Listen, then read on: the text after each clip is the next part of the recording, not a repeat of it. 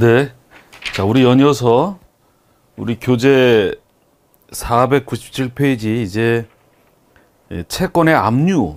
그래서 이번 시간에는 채권의 압류부터 518페이지까지 우리가 지금 총칙의 앞부분을 받고 제일 비중이 큰 부동산을 받고 유치동산 끝난 다음에 이제 채권 집행을 보려고 해요. 채권 집행은 크게 네 파트로 압류로 이걸 전제로 해서 환가의 추심과 전부 그리고 기타 네 파트로 이루어져 있고요. 이 파트는 특히 네 파트밖에 안 되지만 공탁과 밀접한 관련이 있으니까 어쩌면 부동산만큼이나 출제 비중도 크고 반드시 나오니까 공탁에도 연결되는 면을 볼 때 부동산만큼이나 비중이 크다. 여기까지. 그래서 이번 시간에는 이제 이번 타임에는 압류를 주로 보겠습니다. 채권 압류.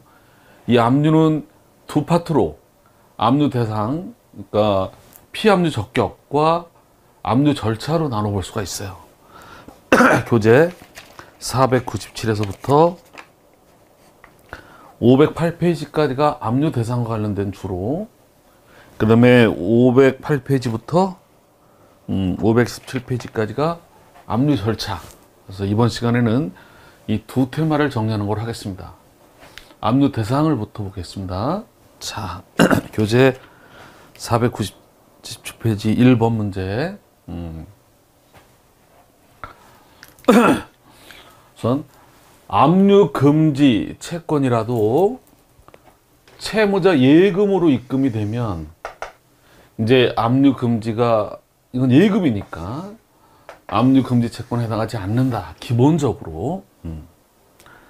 다만 이제 이 경우 상대방은 이게 압류 금지 채권인데 예금으로 들어왔다. 이걸 취소해 달라고 신청할 수는 있지만 기본적으로 예금으로 입금된 다음에 예금 자체는 압류 금지에 해당되지 않는다. 상대방이 취소 신청을 하더라도 그건 별도로. 또 그 채권 압류한 다음에 압류 추심한 다음에 이제 제3채무자가 은행이 이걸 안 준다면 지급 안 할 때 은행에다가 예금 추심 소송을 제기한 경우에 이 대상 채권이 압류 금지인지 아닌지, 즉 압류 금지에 해당하지 않는다. 예금을 나한테 줘야 된다. 이 150만 원까지가 압류 금지 아닙니까? 이 150만 원까지가 이제 조만간 185만 원으로 이렇게 바뀌려고 지금 입법 예고 중이에요. 초과한다는 사실은 채권자가 증명하도록. 오, 상당히 부담스럽습니다. 금융실명제라서 채권자가 쉽지 않은데 파악이 이제 은행이 여러 군데고 뭐 계좌가 여러 개고 뭐 등등으로 해서 이 50만 원을 초과한다는 사실을 포인트 채권자가 증명하도록. 첫째, 압류 금지도 예금으로 들어오면 압류 금지가 아니다. 압류가 가능하다. 다만 상대방은 그걸 이유로 별도로 취소 신청을 따로 할 수는 있지만, 두 번째, 150만 원 넘는다는 점은 누가 입증한다? 채권자. 채무자의 구호사업이나 이런 것들은 압류 금지 대상 채권이다. 자, 법원은 당사자가 신청하면 이 생활 형편 그 밖의 사정을 고려해서 압류된 거를 일부 취소할 수도 있고, 거꾸로 압류할 수 없는 거를 압류할 수도 있다. 이렇게 둘 다. 압류된 거를 좀 취소해 달라 이렇게 신청할 수도 있고, 거꾸로 압류할 수 없는 거를 추가로 압류해 달라고 할 수도 있고, 둘 다. 여러 가지를 고려해서. 그 다음에 이 사용자가 근로자에게 퇴직금으로 지급한 거, 그러면 이제 그게 부당이득으로 그 퇴직금으로다가 줘야 되는 걸 더 줬을 경우, 이건 이제 중간 정산 때문에 문제가 됐었는데, 여하튼 퇴직금 명목으로 지급한 금원 상당의 부당이득 반환 채권을 가지고 퇴직금하고 상계하는 것은 이 압류금지 2분의 1을 초과하는 부분에 해당하는 데에서만 허용이 된다. 그러니까 이제 정리하면 퇴직금 명목으로 중간에 이렇게 미리 줬어요. 중간 정산으로. 근데 이제 이게 중간 정산이 안 된다 그래가지고 그럼 잘못 준 걸 돌려달라. 그래가지고 결론이 뭐냐면 퇴직금 명목으로 지급했던 것들, 그게 모이니까 많을 거 아닙니까? 부당이득 돌려달라. 그러니까 근로자는 퇴직금 달라. 그러니까 중간중간인데 퇴직금 달라. 그래서 이 사용자가 그러면 이미 지급한 돈을 부당이득으로 돌려받을 거랑 내가 퇴직금 네가 달라는 거랑 상계하겠다. 여기서 결론이 뭐다? 결론?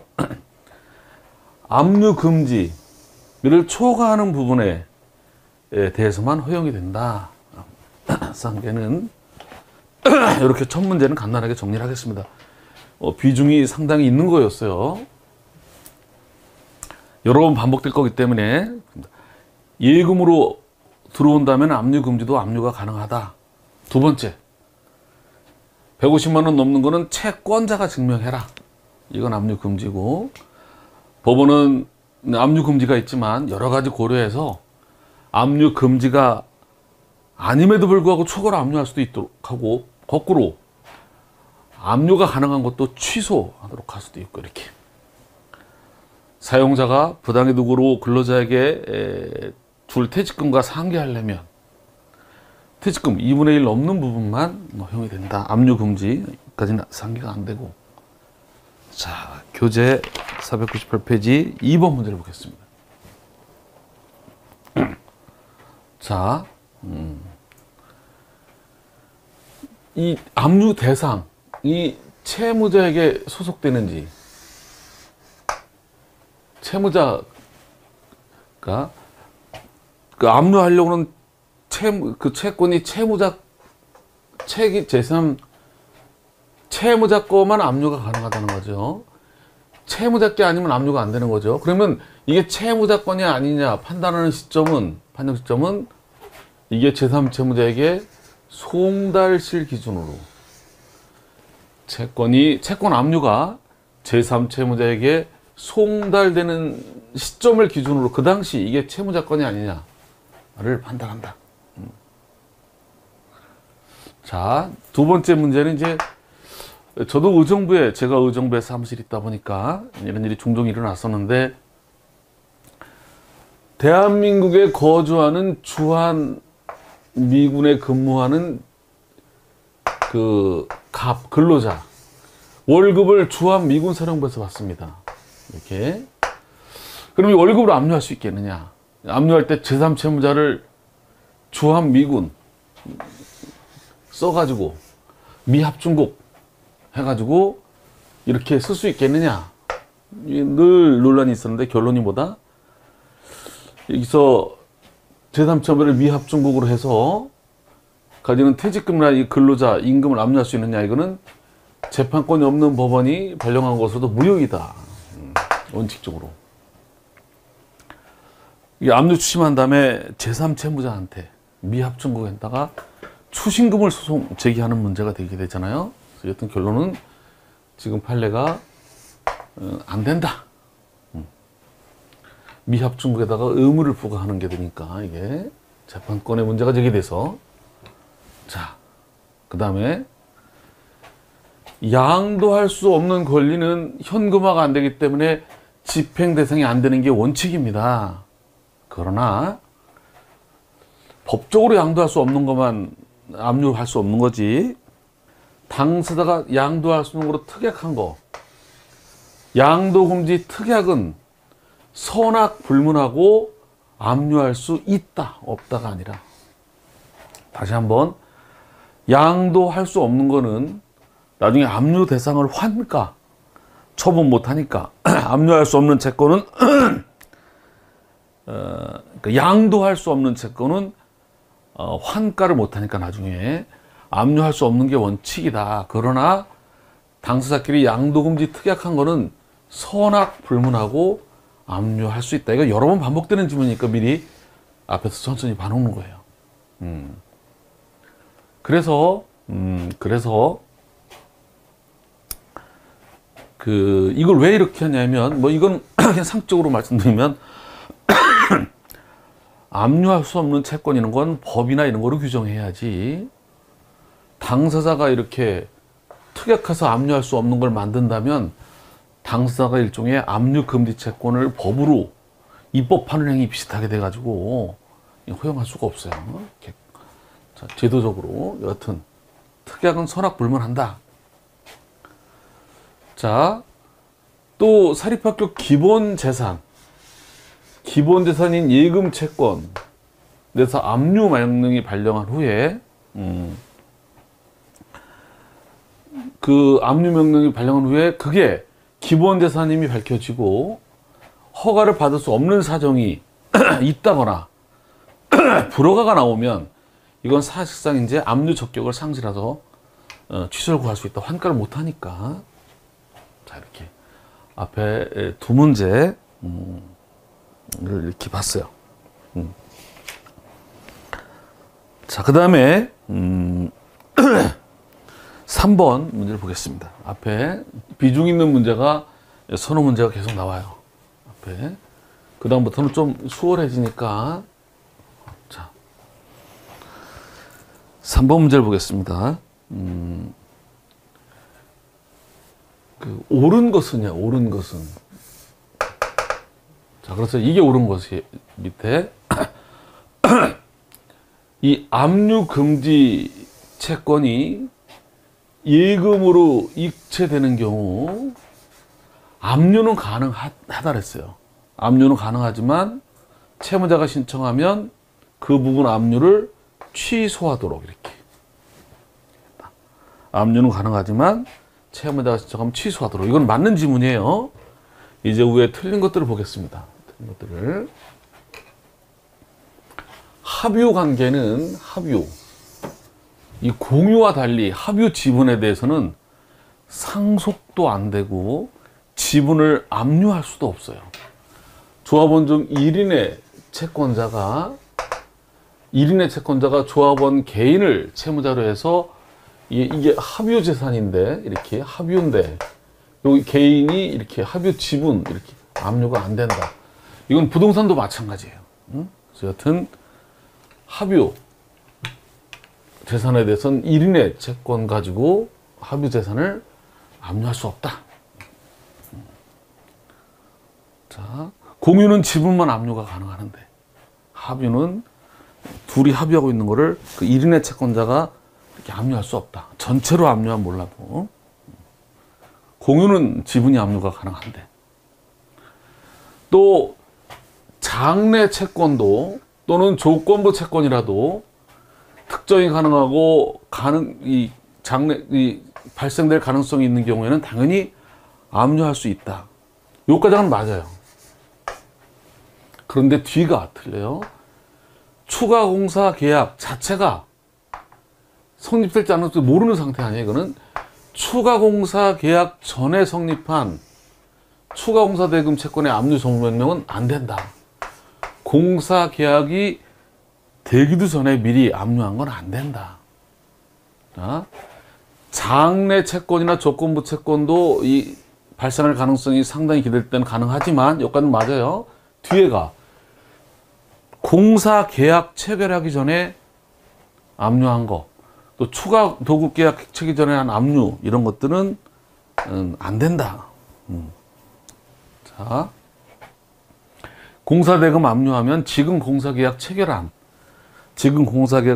공사대금, 지금 공사계약을 체결한 거로 인해서 장래 공사를 계속해서 나올 대금은 되지만 지금 공사계약 체결한 거로 인한 공사 계속할 대금은 압류가 가능하지만 별도의 추가 공사 계약 이거는 압류가 아니다. 이건 별도로 압류해야 된다.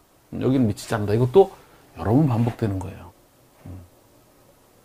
자, 양도할 수 없는 거는 현금화할 수 없지만 양도금지 특약이 있는 채권은 이거는 없다가 아니라 선악불문하고 할 수가 있다. 이렇게. 자, 슬슬 반복이 시작되죠. 자,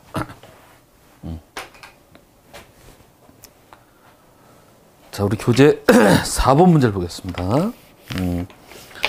이게 이제 압류 대상 채권 문제가 15문제나 돼요. 그리고 압류 절차는 10문제 정도, 11문제 이렇게.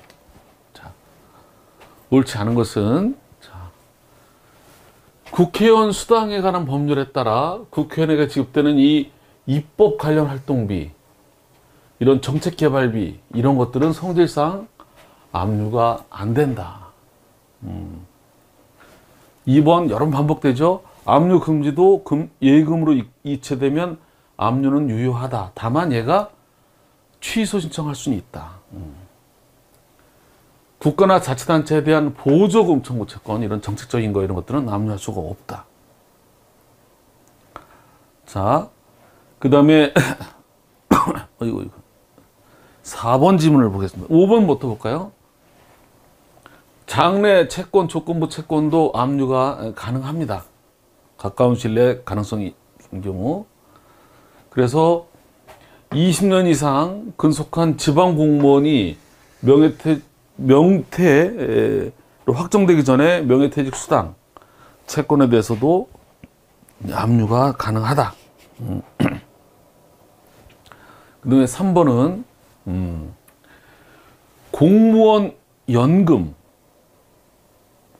학교 교직원 연금 압류가 안 되듯이 이 퇴직급여 보상법상 퇴직연금 채권도 압류가 안 되는 거로 정리하면 퇴직금은 2분의 1 압류가 가능해요. 근데 퇴직연금은 압류가 되지 않는다. 이렇게 우리 교재 퇴직연금은 압류가 안 되는 거로 공무원연금, 사립학교 교직원연금처럼 퇴직연금도 연금자가 들어가면 퇴직연금 압류가 안 되는 거로 이렇게 정리하면 되겠습니다. 자, 요것도 계속 반복돼요. 지방공무원 명예퇴직 수당 가능하다는 것도. 자, 5번 압류할 수 있는 권리는 1번이죠. 계속 반복되죠. 부양료 채권, 소액 임차 보증금, 한 달 생계유지에 필요한 예금. 압류할 수 있는 권리는 공탁금 회수 청구권, 그렇죠? 병사의 급료, 이거는 전액 압류가 안 되는 거 얼마 안 되니까 이 정당보증, 이 정책적인 거, 유류분 반환 채권은 일신 전속적인 거라서 압류가 안 된다. 1번이 공탁금이 압류 가능하다. 자, 총 7번.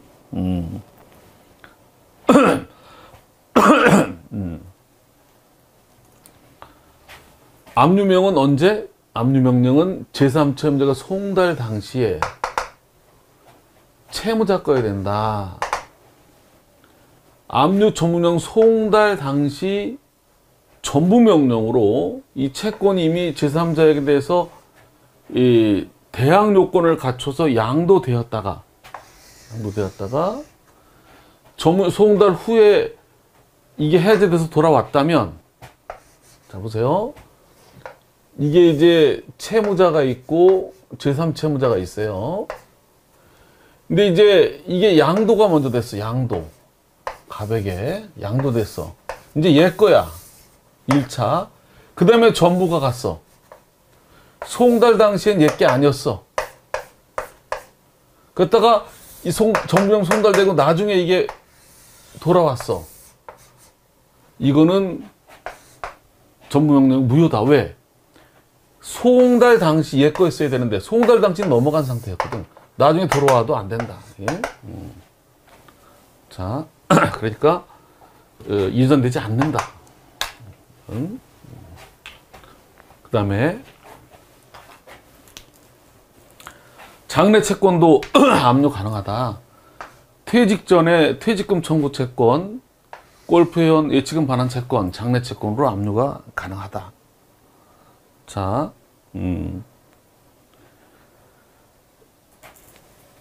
급료, 봉급, 이 퇴직금 비슷한 건 2분의 1 압류 금지건 맞죠? 근데 잘 보세요, 밑에. 퇴직연금에는 보장법상의 근로자 퇴직급여 보장법상의 퇴직연금. 이거는 압류가 금지됩니다. 전액, 2분의 1이 아니라 전액. 공무원연금처럼, 군인연금처럼, 교직원연금처럼 금지가 된다. 그 다음에 법원은 당사자가 신청하면 생활용품 등을 고려해서 압류를 취소하거나 압류된 것도 취소시키거나 거꾸로 압류 안 되는 것도 압류하도록 할 수가 있다. 이렇게 돼 있죠. 반복이죠, 벌써. 자, 8번 보겠습니다. 반복이 심해집니다. 자, 이건 반복이 심해서 뺐고요. 요것도 2번은 미리 추심이 나왔는데 잘 보시면 미리 나온 거예요. 뒤에 나올게. 채무자가 있고 제3채무자가 있으면 이 주인은 채무자입니다. 여기에 추심이 들어가면 주인은 얘 거고 이걸 대신 받을 권능 추심권만 오는 거예요. 그러니까 얘 거기 때문에 계속 다른 사람이 들어올 수 있는 거예요. 여기에서 이렇게 압류 추심 들어갔을 때 채권의 주인은 얘죠. 여긴 추심이고 요 추심 대신 받을 권한만 온 거예요. 이게 전부 명령과 다른 거죠. 전부 명령은 완전히 얘 거로 바뀌는 거잖아요. 가져오는 거죠. 여기서 뭐가 중요하냐면 이거예요. 바로 압류 추심이 있으면 요 추심권만 이렇게 압류가 안 된다는 거. 이걸 분리해서 여기 이제 A가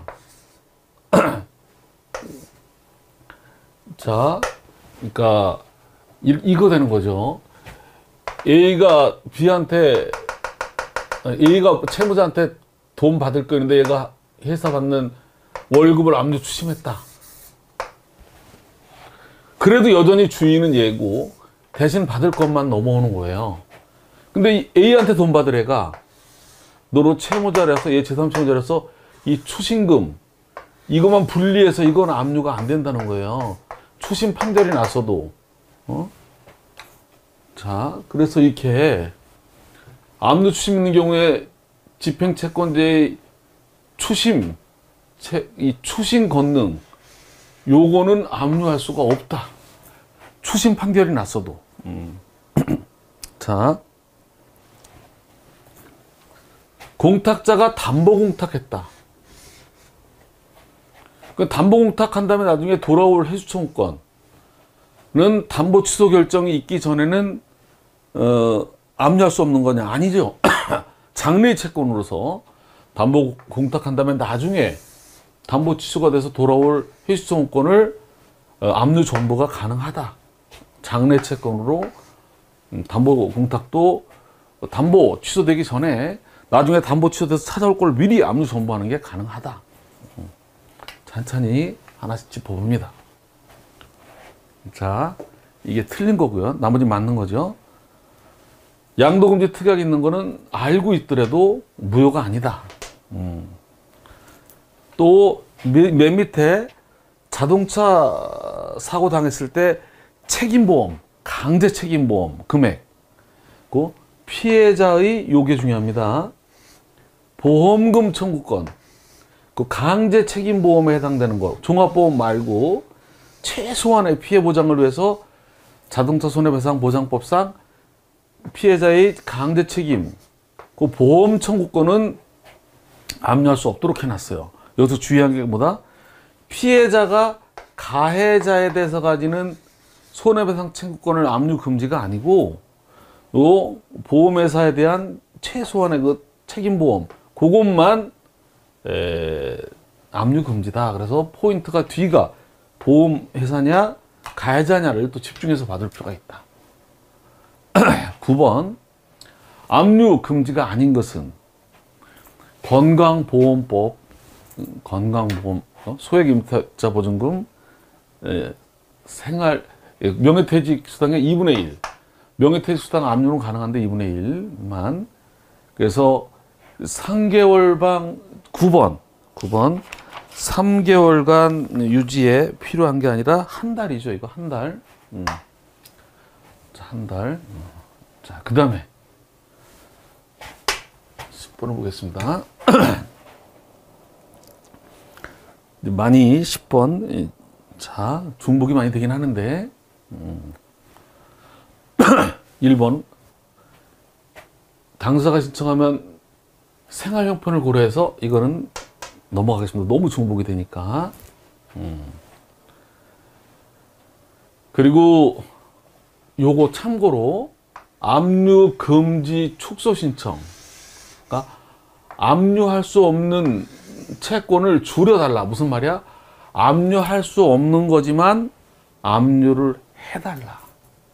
이 형편 등을 고려해서 압류 금지 축소. 그러니까 압류 금지 축소는 압류 금지를 줄여서 나로 하여금 추가로 압류할 수 있도록 해달라. 이거는 민사집행법상의 압류 금지 채권에 대해서만 이게 가능한 거고, 특별법에 따라 압류 금지 채권은 이거는 특별한 정책적인 이유가 별도로 있는 거라서 이거는 이렇게 조정할 수가 없다.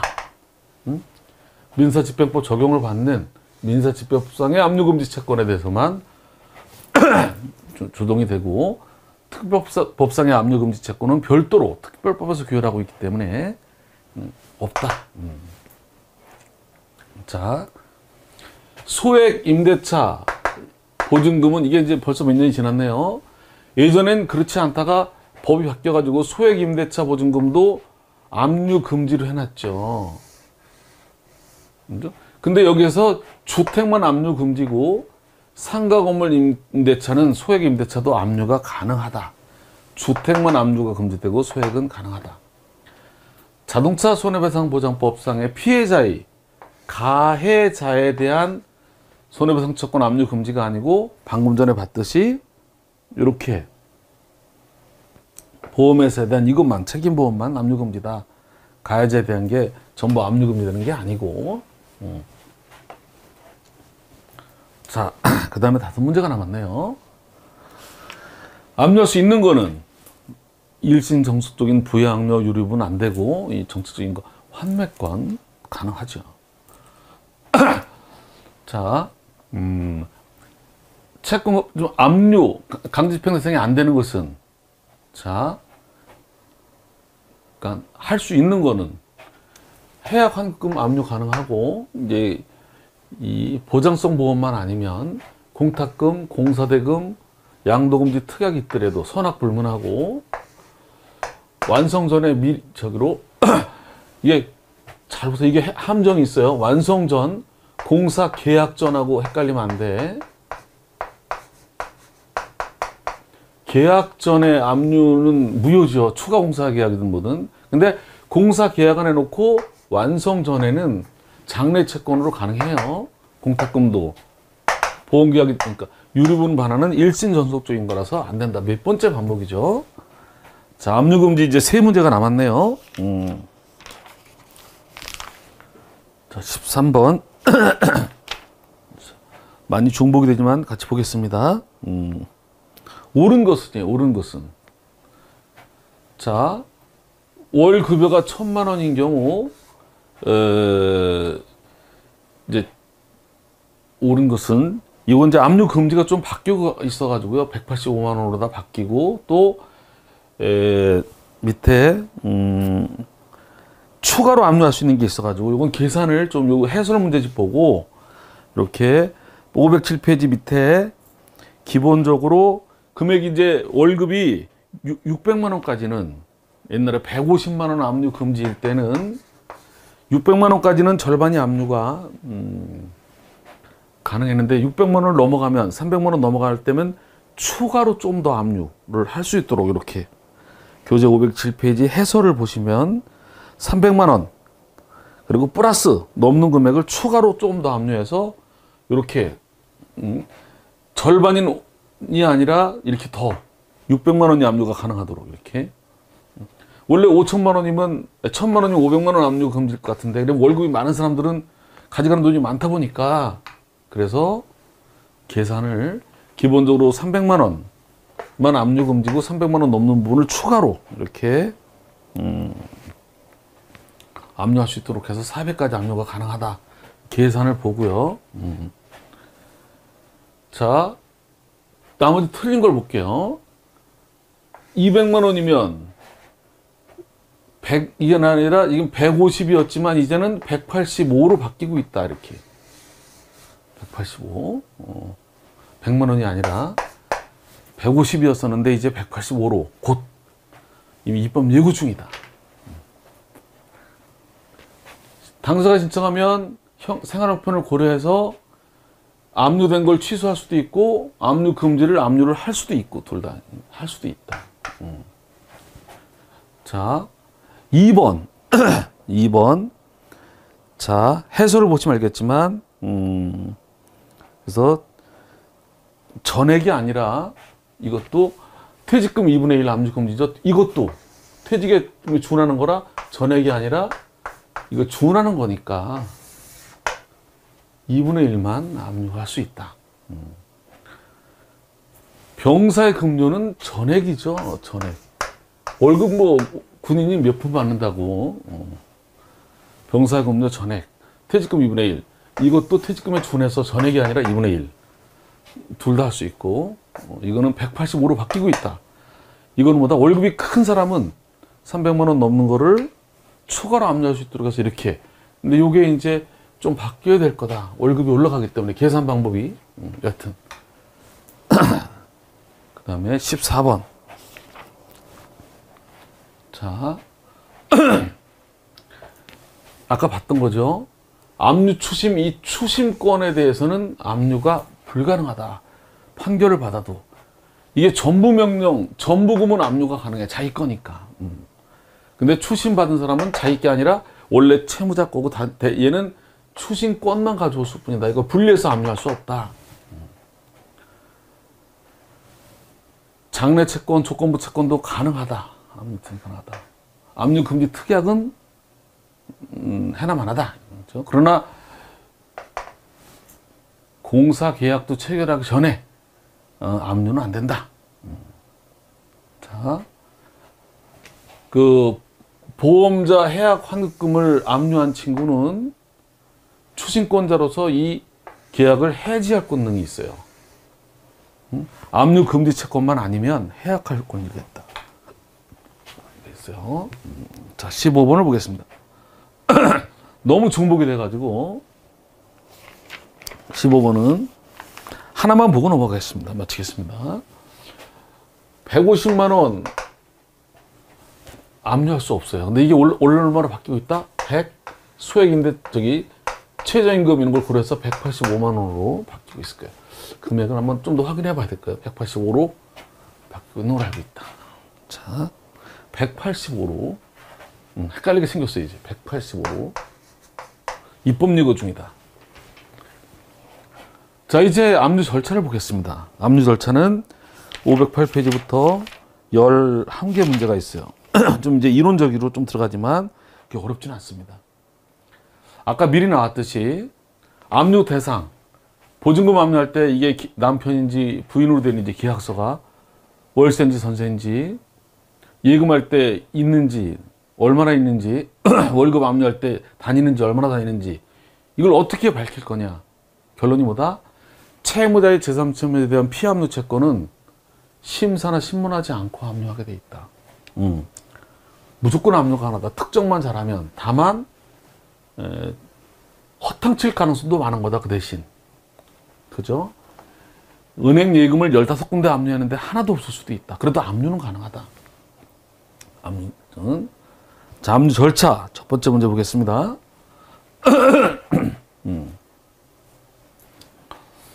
압류 신청이 접수되면 신청서하고 첨부 서류만 가지고 이게 맞는지 판단하고 압류하려고는 채권이 존재하는지, 이게 채무자건지, 이거는 심사하지 않고 압류한다. 이거 심사하면 어떤 일이 벌어진다? 채무자한테 불러가지고 당신 예금을 압류하려고 그러는데 정말 이 은행 통장에 돈이 있냐를 확인하려고 하는 순간 돈을 빼버리면 끝나는 거라. 압류가 불가능하게 되기 때문에 명문의 규정으로 이걸 안 하고 하게 돼 있다. 자, 채무자 관할법원은 채무자 보통재판적. 가압류에서 본압류로 이전할 때는 가압류 법원. 여러 개 집행권원 가지고 한 건으로 압류 전부명을 신청할 때에 압류 인지를 어떻게 붙일 거냐? 인지를 한 건으로 붙이지 않고 건건이 붙인다. 건건이. 다시 한번. 건건이 붙여야 된다. 예전에는 어떻게 됐었다? 압류만 건건이 붙이고, 압류는 건건이 붙이고, 전부는 한 건 붙였는데, 이렇게. 다시 한번. 여러 개 집행권원 가지고 압류 전부할 때, 압류는 건건이 붙이고, 전부는 한 건만 붙였었지만, 지금은 어떻게 바뀌었다? 압류도 그렇고, 전부도 그렇고, 집행권원 수만큼 인지를 붙여라. 2,000원, 2,000원 이렇게. 압류 2,000원인데 지급 명령 2개로 들어가면 4,000원. 전부 명령도 2,000원인데 2건이니까 4,000원 이렇게. 결국 뭐다? 집행 권원 수만큼 압류도 전부도 인지를 붙여라. 인지는 기본적으로 2,000원씩이다. 예전에는 그래서 뭐가 바뀐 거다?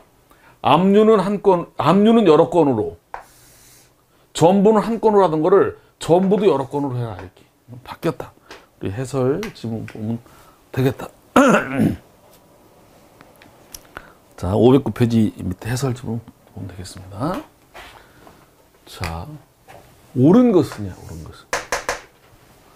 자, 법원은 서면 심사한 결과 이유 있으면 압류될 채권이 누구에 속하는지 이런 걸 신문하지 않고 한다. 이게 맞는 얘기야. 자, 왜 틀렸나 볼게요. 자, 밑에부터 볼까요?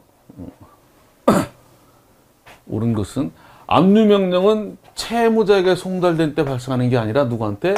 제3채무자에게 송달될 때 발생한다. 그 다음에 제3채무자는 압류될 채권이 부존재하는 경우 즉시항고를 제기할 수 있다. 여기서 이 즉시항고 사유가 이제 이 즉시항고 사유가 이 절차상 사유만 가져가게 돼 있다. 절차상. 이 존재한다, 부존재한다 이런 실체상의 사유는 나중에 뭐 추징금이나 이런 소송에서 따질 문제고, 이 즉시항고는 절차상의 불복이라 절차 사유만 가지고 그래서 이런 실체적인 문제는 항고 사유가 되지 못한다. 이건 봤던 거고요. 채무자가 아니라 제3채무자한테 먼저 빼돌리지 못하게끔 딱 하고, 존재한다, 부존재한다는 즉시항고 사유가 아니다. 즉시항고는 절차적인 사유, 형적인 사유만. 자, 채권이 압류되는 경우 채무자는, 이건 이제 주의를 요합니다. 압류된 채권을 처분할 수 없는 게 아니라, 여기 이제 헷갈리는 거죠. 이게 개별 상대요 그래가지고 압류된 채권을 경매 들어오거든 가압류 들어오든 마찬가지예요. 우리나라는 지금 실무가 개별 상대요 그래서 압류 들어오거나 가압류한 친구한테만 대항하지 못할 뿐이에요. 그러니까 부동산이 경매가 들어오든 가압류가 들어오든 가처분이 들어오든 폭탄을 안고 양도 설정이 가능해요. 나중에 풀으면 되는 거예요. 그래서 처분하더라도 그 압류 들어온 친구한테만 무효지, 남들한테는 주인이 바뀌는 거예요. 마찬가지로 채권에 압류가 있더라도 채무자는 이거를 압류 들어온 채권을 양도해 버릴 수가 있어요. 양도하면 어떤 일이 벌어진다? 이제 남들한테는 채권이 양도된 거예요. 그래서 여기 압류 못 들어와요. 근데 압류 들어온 친구한테만 대항하지 못할 뿐이야. 이게 압류 들어온 친구한테만 대항하지 못할 뿐이다. 1번. 이걸 개별 상대로 그런다. 그 다음에 2번을 보겠습니다. 교재 510페이지. 옳지 않은 것은, 자, 이것도 중요한 거예요. 채무자가 제3채무자한테 압류할 때, 압류 대상, 여러 개의 채권을 가지고 있다면, 여러 개의 채권. 채무자가 제3채무자한테 여러 개의 채권. 예를 들면, A가 채권자, B가 채무자인데, C가 제3채무자. 근데 여기 채무자가 이 LH공사에 가지는 A 현장 아파트 공사 대금. 그러니까 얘가 아파트 공사를 3건을 땄어요. 이게 대법원 판례로 나왔었잖아요.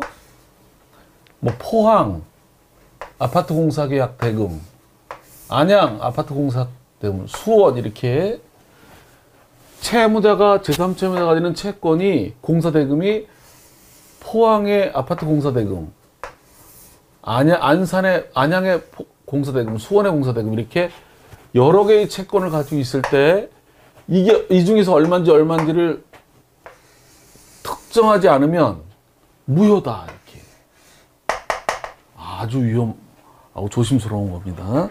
특정해야 된다. 아니면 무효다. 이렇게 판례가 나왔습니다. 그 다음에 이것도 이번엔 채무자나 제3채무자가 여러 명인 게 여러 명. 채권자가 있고 채무자가 이렇게 여러 명이 이렇게 있다거나 거꾸로 채무자가 제3채무자가 이렇게 이것도 이렇게 보다 특정하지 않으면 무효다. 이게 아래 위에 다. 자, 결론이 뭐야? 채무자나 제3채무자가 수인인 경우,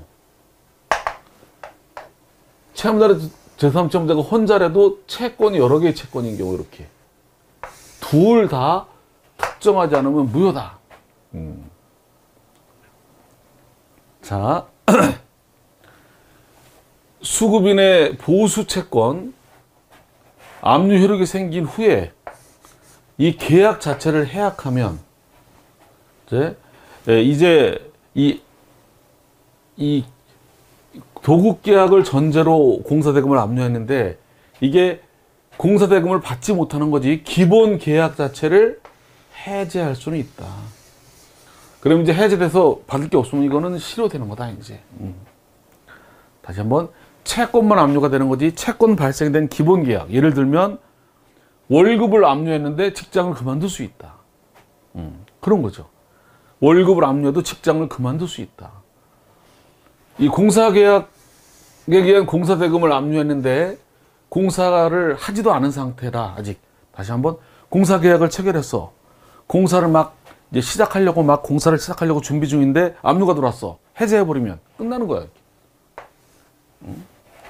그러면 자, 채권화 압류, 가압류가 들어오기 전에 이거를 양도하고 확정일자, 대항력을 갖추면 이제 더 이상 다른 채권자는 못 들어온다. 이렇게 채무자가 제3채무자한테 채권이 있었어요.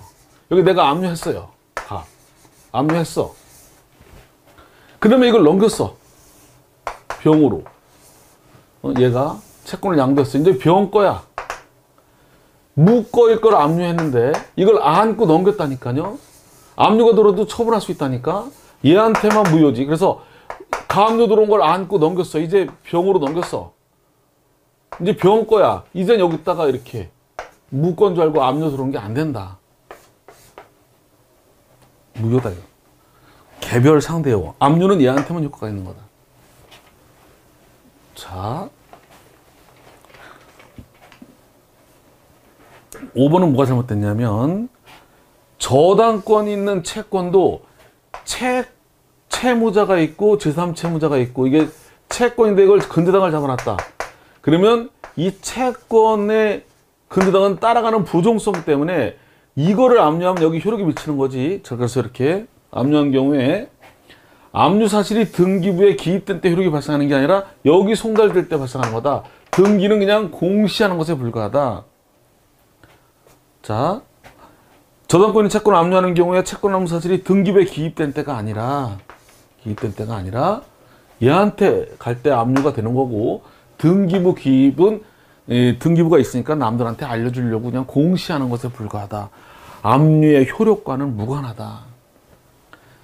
또 하나, 배서가 금지된 지시채권, 유가증권은 이걸 점유해야 효력 발생하는 거로 해놨어요. 점유해야만. 유가증권은 권리가 증권에 포함되어 있는 거라 유가증권을 점유해야만 효력이 발생하는 거로 해놨어요. 자, 3번을 보겠습니다. 옳지 않은 것은,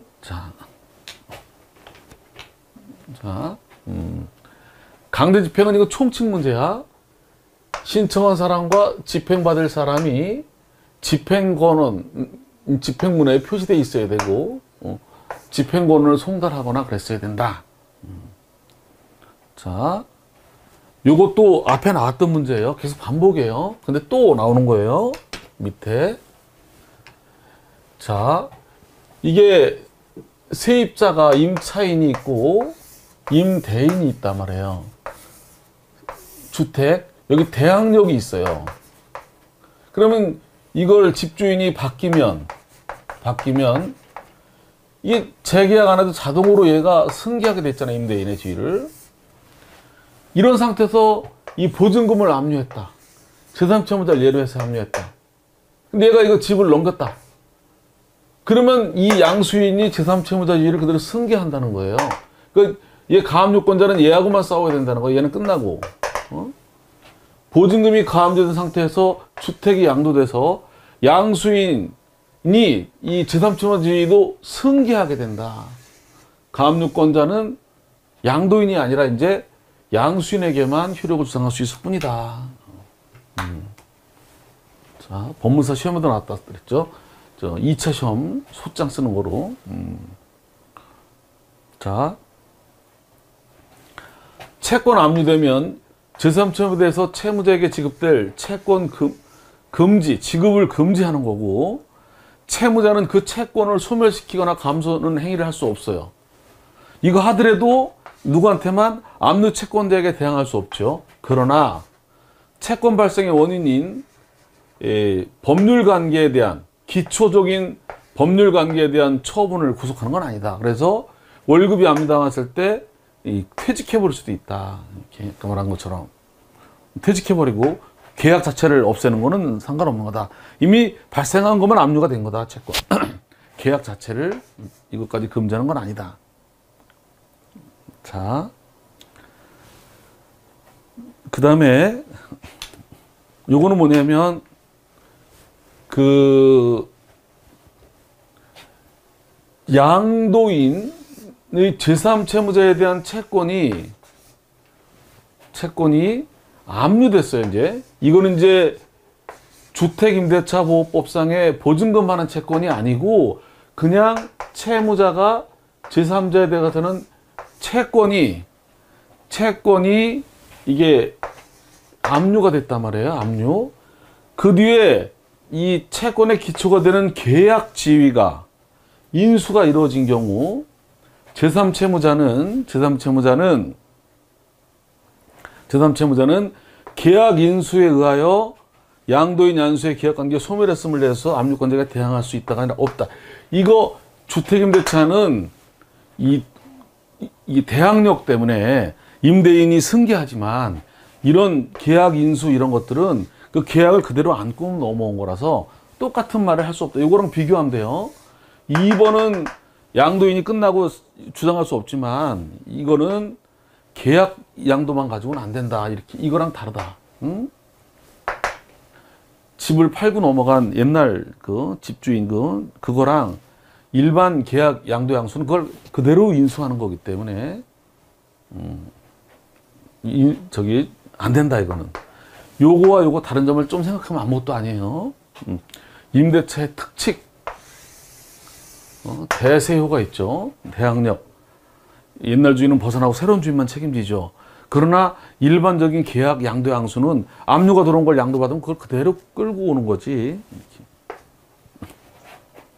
그러니까 여기 말하자면 끌고 온다는 얘기는 그 양수인이 그 책임진다는 얘기가 아니라 양도된 거를 그냥 가져온다는, 양도가 된 거야 걔한테. 양도인은 이거랑 벗어나지를 못해. 응? 여긴 특칙이 있어가지고 옛날 주인은 벗어나게끔 이런 판례 이 특칙이 있지만 이거는 제3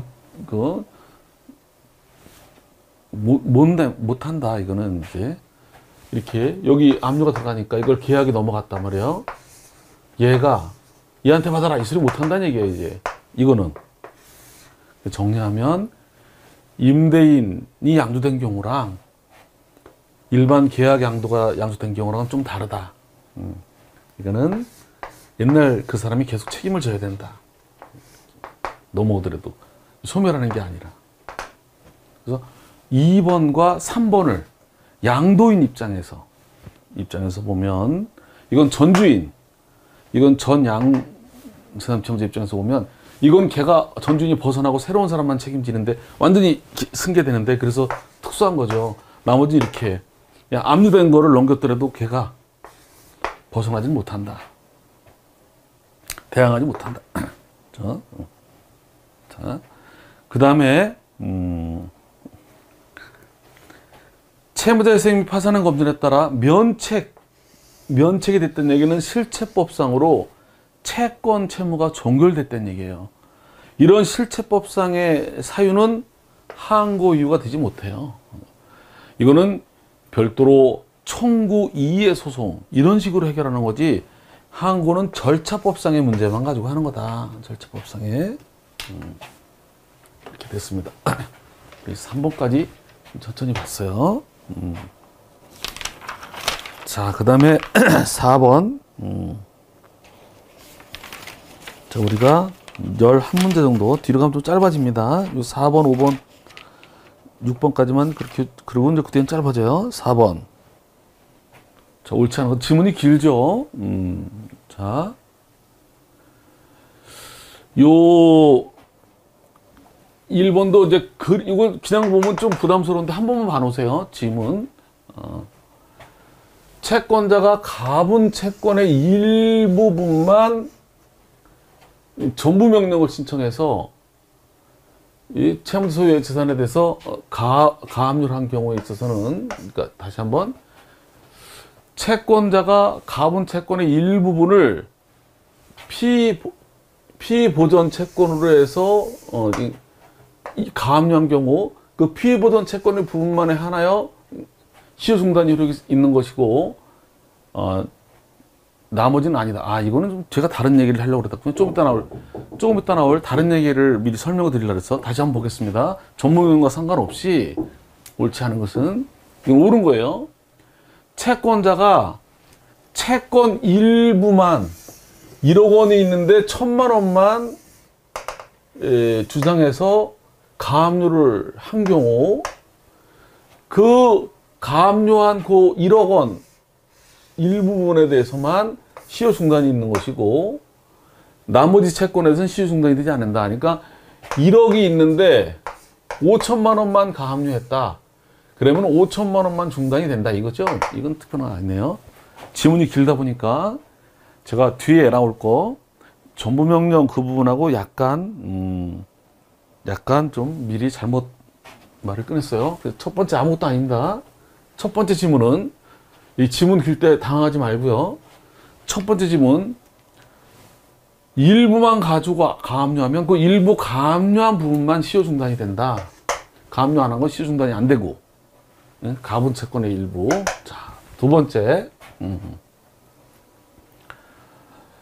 그 압류 전부명령을 했는데 뭐 잘못했어. 결정 경정을 했단 말이에요. 전부명령을 했는데 이거를 뭐가 잘못돼가지고 경정을 했어요. 이런 경우 처음부터 소급해서 효력이 발생하는 게 원칙이지만, 원칙이에요. 원칙.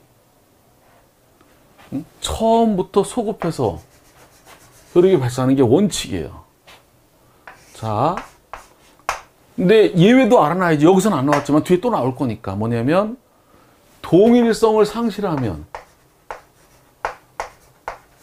그러면 소급하지 않고 결정 시부터 효력이 발생한다. 다시 한번 미리 알아놓으세요.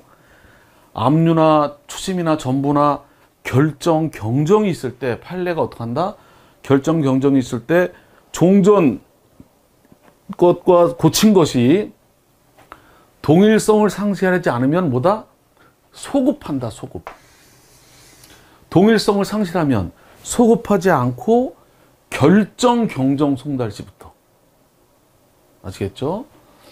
압류나 가압류나 전부명령이나 뭐가 잘못돼가지고 경정하는 수가 있어요. 그럴 때 이 경정 전과 경정 후가 동일하면, 동일성을 잃지 않으면 소급해서 효력이 발생하고, 동일성이 인정할 수 없으면 소급하지 않고 경정 시점부터 압류 전부가 된 거로 본다. 포인트. 이건 일부 가압류하면 그것만 시효중단. 이거는 경정의 문제. 자, 압류 추심 명령을 전부 명령으로 경정한 결정은, 이건 압류 추심을 전부로 고치는 거는, 경정한 것은 이 경정의 한계를 넘는 재판이다.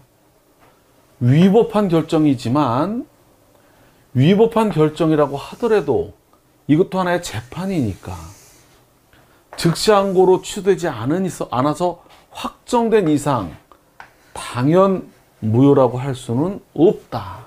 당연 무효라고 할 수는 없다. 이것도 하나의 재판이니까 확정된 이상, 자, 취소되지 않은 이상. 자, 그 다음에 요거는 이제 또 이게 계속 뭐 엄청나게 양이 많은 것 같지만 그 바운드를 벗어나지 않아요. 좀 계속 반복해요. 자, 이건 누구냐면 채무자 사망 문제야. 이게 채무자가 사망한 걸 간과했으면 무효인데, 문제는 이번엔 뭐야? 제3채무자가 사망한 경우. 제3채무자. 그래서 판례가 전부명령하기 전에 제3채무자가 사망했어. 채무자가 아니라 제3채무자가 사망했는데 이게 진행된 경우, 이거는 결정 경정으로 시정될 수 있다는 거예요. 오류가 없는 게 아니라. 우리 교재 제3채무자가 사망한 경우에는 이거는 경정이 가능하다. 결정이 가능하다. 우리 교재 513페이지. 자, 시정될 수 있다. 이게 시정될 수 있다. 이해관계인에 불과하다. 이거는 채권 채무자도 아니고. 그래서 채권 압류에서는 자꾸 뭐가 나온다? 채무자가 사망한 게 아니라 제3채무자가 사망했을 때 효력이 발생한다. 경정 결정으로 수습이 가능하다. 무효가 아니다. 제3채무자. 자,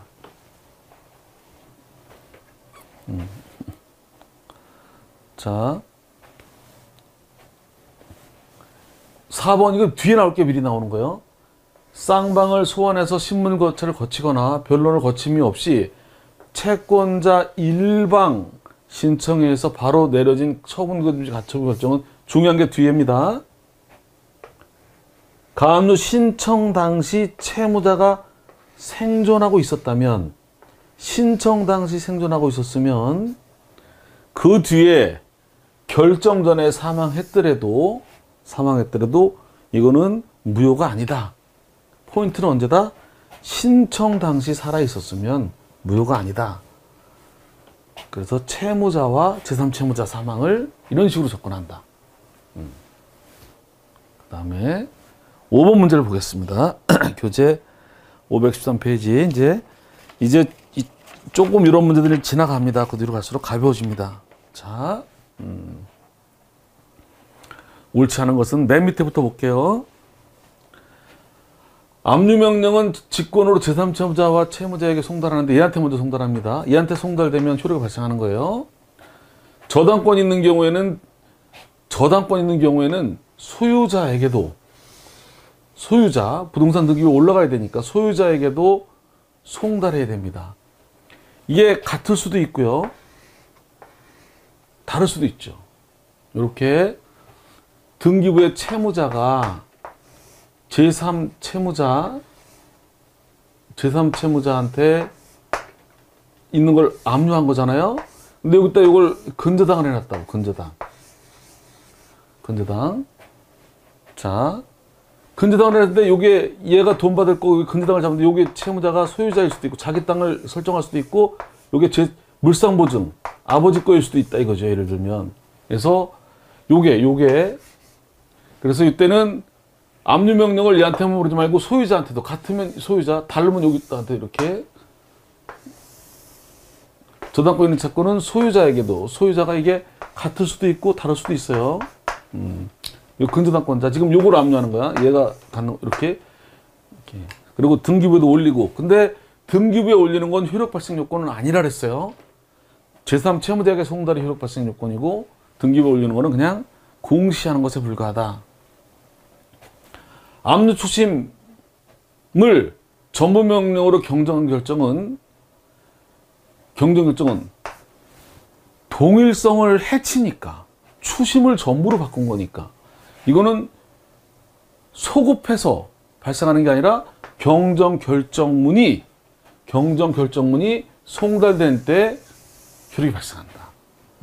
그래서 이거는 뭐다? 경정결정은 항상 두 가지 동일성을 유지하느냐, 동일성이 유지되지 않느냐, 인정되지 않느냐. 동일성이 인정되면 소급, 동일성이 인정되지 않으면 경정결정문이 계속 반복됩니다. 자, 그다음에 요거는 또 뒤에 나올 게 미리 나오는데 이게 뒤에 나올 게 미리 나오는데 제가 미리 말씀을 드리겠습니다. 좀 시간이 걸리더라도 앞 시간에서 시간이 걸리더라도 천천히 말씀드릴게요. 그 뒤에 가서 팍팍 빨라지니까 요거는 뭐냐면 자 미리 말씀드리면 이렇게 A가 이렇게 B한테 채권이 있어요. 여기 1억 원이 있어요. 1억 원. 이게 보증금 1억 원이 있단 말이에요. 공사대금이든 보증금이든. 요 갑이 압류를 이렇게 할 때 이렇게 여기 이제 2천만 원 가지고 압류를 했어요. 압류를. 근데 요 문제와 관련 없이 이제 공탁과도 연결돼서 미리 말씀드립니다. 2천만 원 압류하면 여기 효력이 1억 원 중에서 2천만 원만 발생하는 거냐 전체 발생하는 거냐가 첫 번째가 문제가 돼요. 그건 어떻게 하냐면 이렇게 뭐냐면 목록에다가 별지 목록 압류할 채권의 목록에 채무자가 제3채무자가 가지는 임대차 보증금 이렇게만 쓰면은 자 2천만 원 가지고 압류할 때 목록을 채무자가 제3채무자가 가지는 그냥 무슨 채권 보증금 채권 이렇게 딱 쓰면 2천만 원 압류했지만 전부에 미치는 거예요. 전부. 그래서 뒤에 보면 채권의 일부에 대한 압류는 전부에 미치는 게 원칙이에요. 전부에. 그런데 이제 이렇게 압류를 안 하고 목록을 채무자가 제3채가 되는 보증금 1억 중 2천만 원 이렇게 별지 목록에 압류할 채권 2천만 원 채무자가 제3채무자가 가지는 보증금 중 위청구 금액 2천만 원 딱 하면 여기서 1억이 들어갔어도 2천만 원만 압류가 되는 거예요. 이렇게 이건 압류가 안 된 거고 이럴 때 얘는 공탁을 전액할 수도 있고 요거만 할 수도 있고 그런 거예요. 그런데 을도 또 이렇게 3천만 원 들어갔다 이렇게 1억 원 중 3천만 원 병도 5천만 원 들어갔다 1억 원 중 5천만 원 정도 3천만 원 들어갔다 이렇게 해가지고 짜투리 합계가 합계가 이거보다 오버가 되면 이걸 우리가 뒤에 나옵니다. 압류 경합 그러는 거예요. 경합. 그래가지고 압류가 경합이 되면 이제는 2천만 원만 압류했어도 전체에 미치는 거예요. 전체. 그래서 배당받을 때 1억 원을 기준으로 2천만 원에서 안분 배당받는다고. 다시 한번. 압류 방법이 처음에 두 가지다.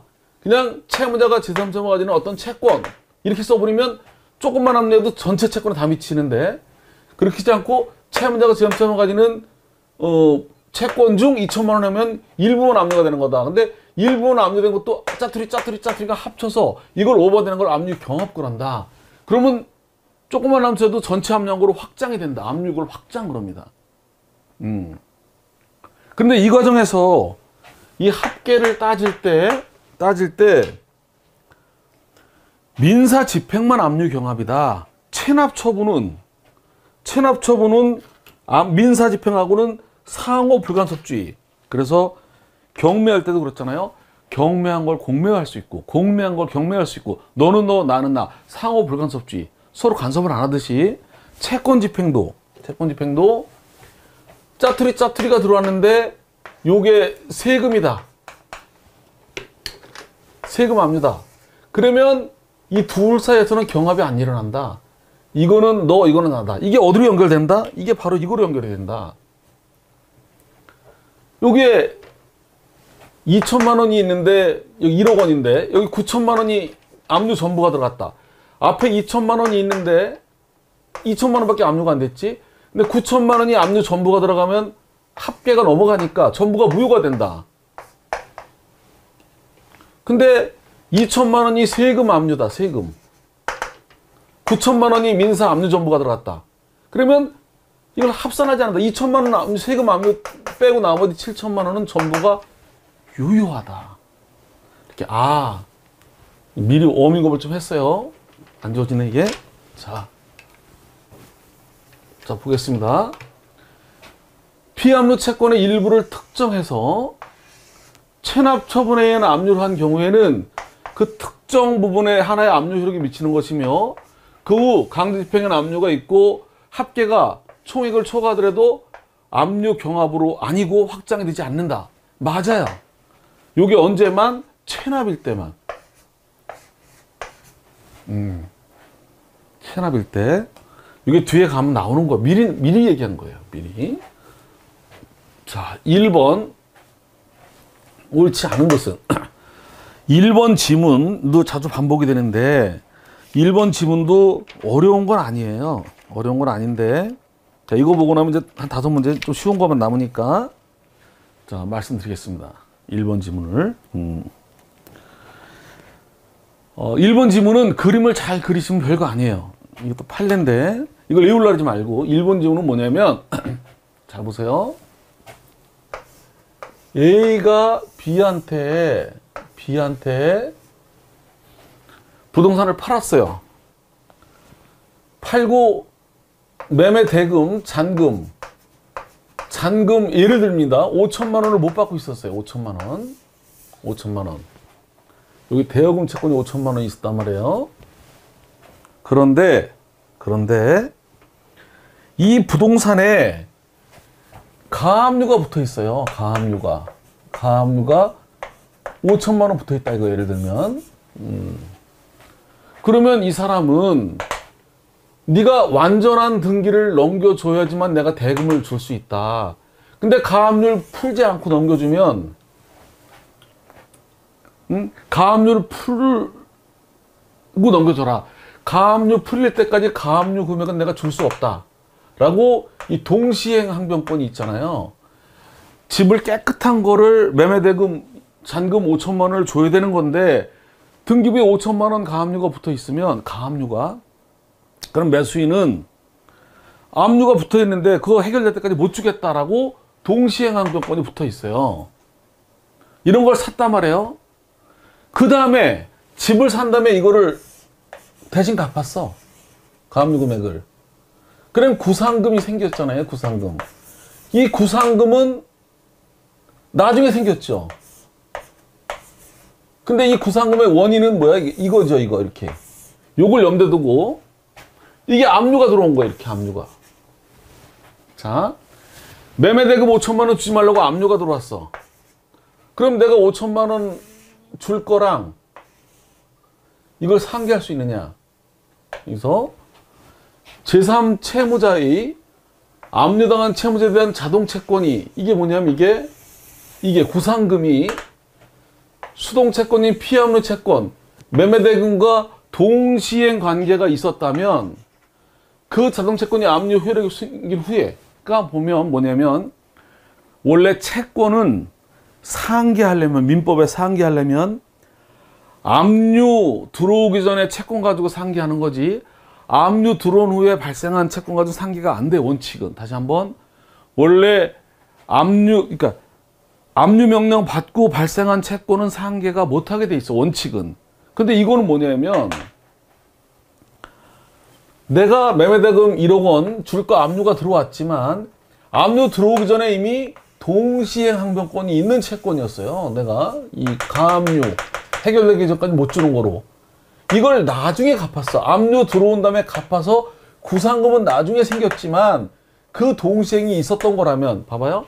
제3채무자 압류 채무자에 대한 자동채권이 이 구상금 채권이 이 상대방 피압류 채권과 동시행 관계가 있었다면 압류 효력 후에 생긴 거일 때는 대항할 수 없다가 아니라 있다는 거예요. 있다. 어? 무슨 말인지 알겠죠?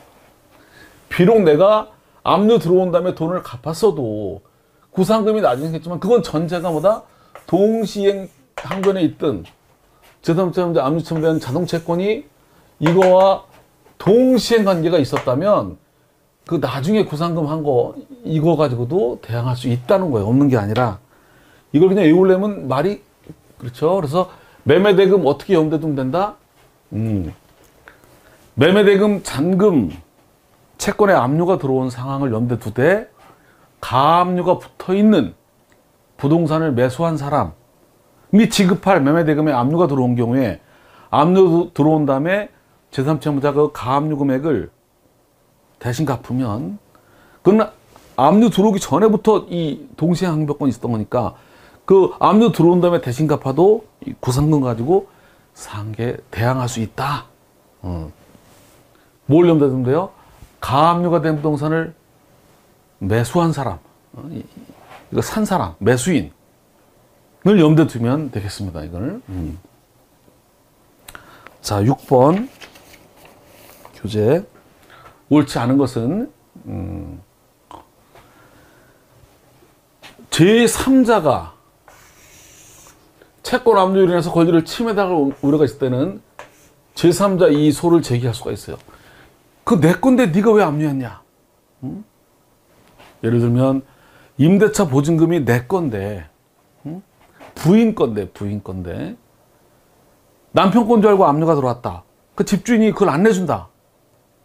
부담스럽다 해가지고 그럴 때 그건 남편 게 아니라 내 거다 라고 주장하면서 제3자 남의 거다 라고 할 수가 있는 거예요. 자, 그 다음에 요 2번 판례도 아주 유명한 판례예요. 요렇게 압류가 들어왔을 때 내가 받을 돈이 있었다. 상계할 수 있느냐.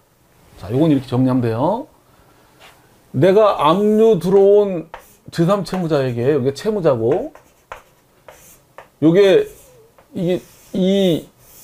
얘가 내가 갚아야 될 돈에 압류가 들어서 이거 돈을 줘야 되잖아요? 내가 받을 돈이 있었다고. 이게 상계할 수 있느냐, 이거 가지고. 이렇게 정리하면 돼요. 첫째, 압류가 들어오기 전에 상계 적상. 뭐냐면, 둘 다 기한 도래. 압류가 들어오기 전에 얘도 기간이 도래하고 얘도 기간이 도래. 상계는 원래 상계 적상이 있어야 가능한 거거든요. 상계 적상이 뭐냐면 변제기가 도래해야만 되는 거죠. 변제기. 그래서 압류가 들어오기 전에 둘 다 변제기가 도래했다면 무조건 상계가 돼요. 누가 먼저 도래했는지 따지지 않아요. 근데 압류가 들어온 후에 아직 들어올 당시 변제기가 도래 안 했어. 아직. 변제기가 도래 안 했더라도 이걸 가지고 이거랑 상계하려면 이게 이 자동 채권, 얘가 제3채무자 채권이 이게 이거보다 먼저 또는 동시일 때는 상계가 가능하다는 거예요. 얘께 이거보다 먼저 도래했거나 둘 다 도래하지 않았을 경우에 먼저 도래한다거나 동시에 도래할 관계라면 가능하다는 거예요. 제3채무자는 채무자에 대한 채권과 압류채권이 상계에 있지 않더라도 자동 채권만이 변제가 지난 경우, 이건 먼저 지났으니까 되는 거죠. 모두 변제가 지나지 않았더라도 자동채권, 수동채권제 변제가 먼저 도래하면 가능해요. 근데 여기도 가능해. 동시에 도달하는 경우에도 가능합니다. 먼저, 동시 이렇게. 다시 한번 정리하면 둘 다 기한이 도래했으면 누가 먼저 도래했느냐 상관없이 이미 상계 적상이 갖춰졌기 때문에 상계 가능하고요. 아직 도래 안 했더라도 얘가 먼저 도래했거나 아니면 얘가 먼저 도래할 예정이라거나 동시에 도달할 땐 가능하다. 그렇죠. 자, 그 다음에 기본적 법률 관계는 뭐 계약을 해지해버릴 수도, 월급 압류 들었을 때 퇴직해버릴 수 있다. 자, 추심명령이나 종명령을 받으면 자, 다시 한번 압류만 돼 있으면 압류당한 채무자가 제3채무자한테 있는 게 압류가 들어왔다면, 압류만 들어왔으면 얘가 얘를 상대로 소송을 제기할 수 있어요. 승소 판결을 받을 수 있어요. 맞아요. 가압류 들어와도 얘가 소송을 제기해서 승소 판결은 가능해. 승소 판결만 가능한 게 아니라 이걸 가지고 얘한테 대한 압류도 가능해요. 근데 뭐는 못한다? 추심명령, 정부명령은 못하죠. 이게 압류되면. 자, 이렇게.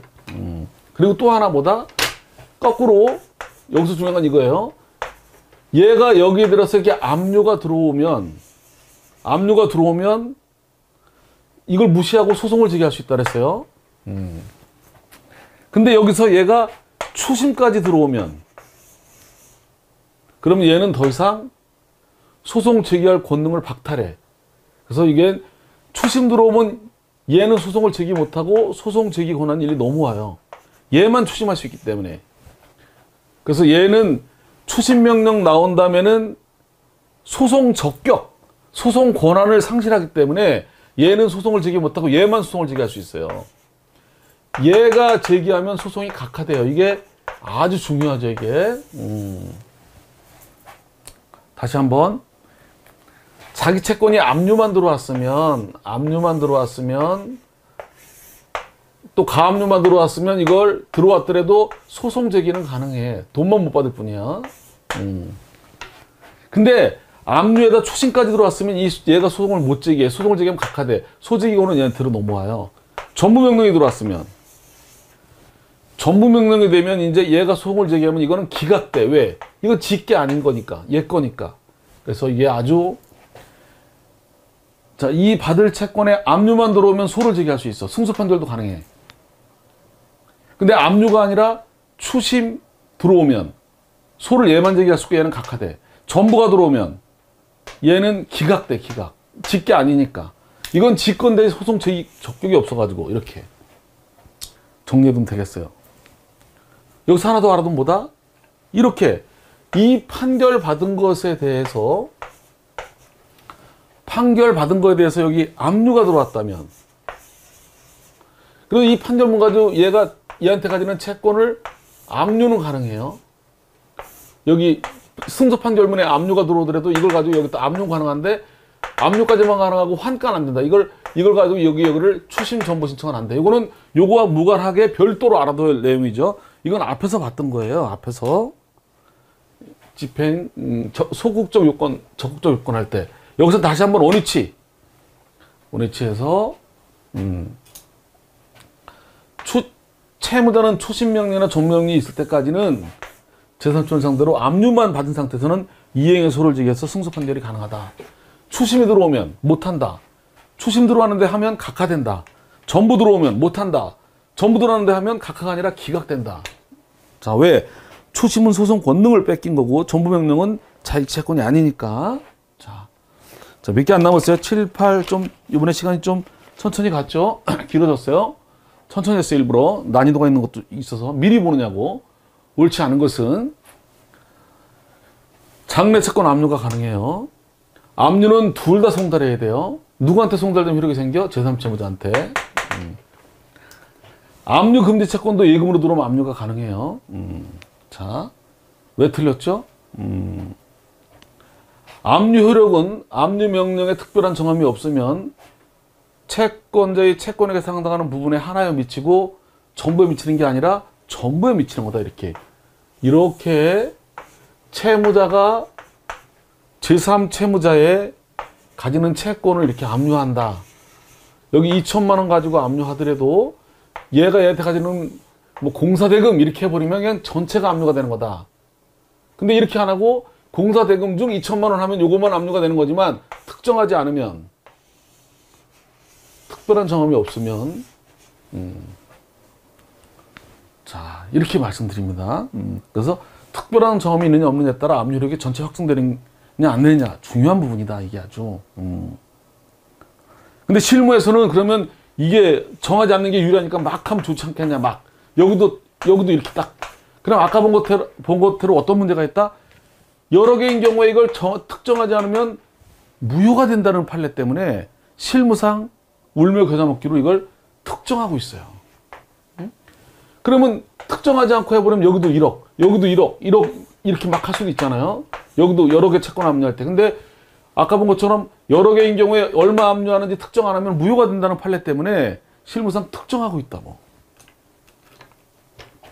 자, 압류, 경합, 특정 이런 걸 여러 가지 미리 봤어요. 자, 채무자가 압류한 채권을 양도해버렸어. 할 수 있다니까요. 대항 요건을 갖췄어. 그럼 그 뒤에는 채무자의 다른 채권인지 압류 못 들어오는 거예요. 그 압류된 애한테만 대항 못하지. 그 뒤에는 개별 상대요. 자, 8번. 자, 압류 명령에는 압류한다라고 기재하고 제3채무자는 채무자에게 돈을 주지 말아라고 채무자에게는 채권의 처분과 영수를 금지하도록 해. 처분과 영수를 금지하도록 하지만 무시하고 양도할 수 있다니까요. 양도하더라도 압류권자한테만 대항 못하는 거고 남들한테는 양도를 주장할 수 있다. 남들한테 넘어간 거다. 개별 상대요. 자, 압류 선언 중에서 제3채무자에게 대해서 하는 이 지급하지 말라는 금지 명령은 압류의 본질적 효력이다. 이게 없으면 압류가 무효다. 저당권 있는 채권을 압류하는 경우에 압류 효력은 등기부에 올라갈 때 생기는 게 아니라 이거는 공시 방법에 불과하다. 그냥 제3채무자 송달 시에 발생하는 거다. 채무자는 압류가 들어오더라도 여전히 채권의 주인이니까 제3채무자한테 이행해소를 제기하고 승소 판결도 가능하다. 그러나 추심 명령이 들어오면 안 된다. 각하된다. 전부 명령이 들어오면 기각된다. 자, 세 문제가 남았군요. 9번을 보겠습니다. 자, 압류 추심 명령의 제3채무자 표시를 만성기계산업주식회사로 했다가 만성산업기계 주식회사로 경정한 경우 이거는 판례가 뭐다? 동일성이 없다. 그래서 소급하지 않고 경정 결정문이 간 때부터 이렇게 생각한다. 만성기계산업과 만성산업기계는 동일성이 없다는 게 판례다. 그래서 소급하지 않는다.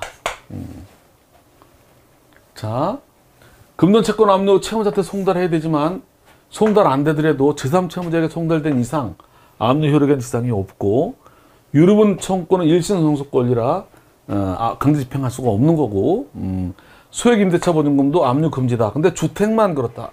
상가는 소액임대차 보증금도 압류할 수 있다.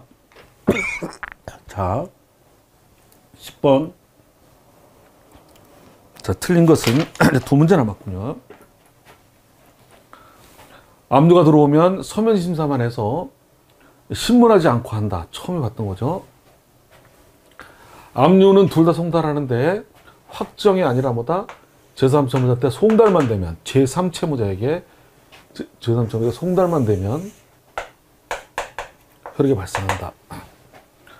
어음 기타 배서로 이전할 수 있는 유가증권 중에서 배서가 금지된 거는 특정되어 있는 거는 이런 증권적 채권은 채권 압류 방법으로 하되 집행관이 증권을 점유해야만 효력이 발생하는 거로 압류 효력이. 채권 중 30만 원만 압류했다. 추가로 80만 원 따로 했다. 그러면 합계가 넘어가니까 압류가 확장된다. 압류 경합이 돼서. 압류 및 추심 명령까지 나오면 이행의소는 이제 누구만 제기할 수 있다? 제3채무자에 대한 이행의소는 추심권자만 제기할 수 있고 채무자가 제기하면 이건 적격 상실로 각하된다. 전부 명령이 나는데 의하면 기각되고. 자, 마지막 문제를 보겠습니다. 옳지 않은 것은 이것만 보고 좀 쉬었다 하겠습니다. 여러 개의 집행권을 가지고 한 건으로 압류 추심을 신청하는 경우 집행건당 인지를 붙여라. 전부 명령도 마찬가지다. 바뀌었다. 가압류가 본압류를 이전하는 경우에는 가압류법원이 관할법원이고 압류하길 때 집행법원은 채무자나 제3채무자를 신문하지 않습니다. 전부를 확인할 수 있는 게 아니고 이거 하게 되면 압류를 못하게 되는 일이 발생하기 때문에 금지로 돼 있다. 신문 금지라고 그랬다. 우리 처음에 앞에 볼 때 신문 금지. 압류는 직권으로 제3채무자가 채무자에게 송달해야 된다. 제3채무자에게만 송달되면 효력은 발생한다. 자, 이렇게까지 해서 첫 시간 약간 시간이 걸렸지만 난이도 있는 것까지 해서 뒤에 나올 것 미리 말씀드리냐고 그랬어요. 자, 좀 긴 시간 수고 많았습니다. 좀 쉬었다가 다음 추심 명령을 보도록 하겠습니다.